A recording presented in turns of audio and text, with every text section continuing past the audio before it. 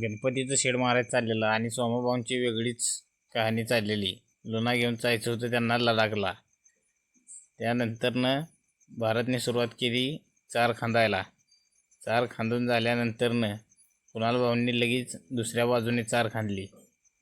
चार खांदून झाल्यानंतरनं आपल्या मंडळाचा धडाडीचा कार्यकर्ता जय चव्हाण यांनी सगळी घाण काढून एका पोत्यामध्ये भरून ठेवली.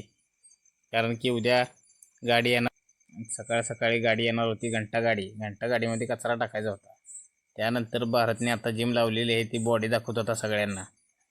अजित चव्हाण आले. अजित चव्हाणनी सगळे झाड खडसून टाकले, झाडावर चढले आणि मुंग्या खूप चावल्या.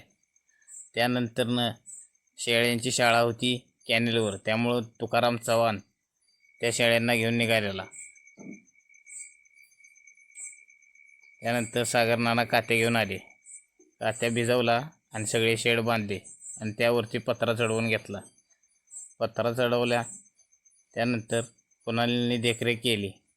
देखरेख झाली, पत्रा ठोकून घेतला. पत्रा असे ठोकत होते की सगळा अख्ख्या आळीमध्ये पत्र्याचाच आवाज येत होता.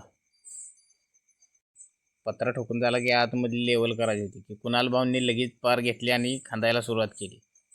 खांदून एक लेवल केली की बाहेरचे आमचे बारके सदस्य पाहतच होते की कसं झाले आहे शेड. आणि शेवट जयेशने सगळ्यांचे आभार मानले.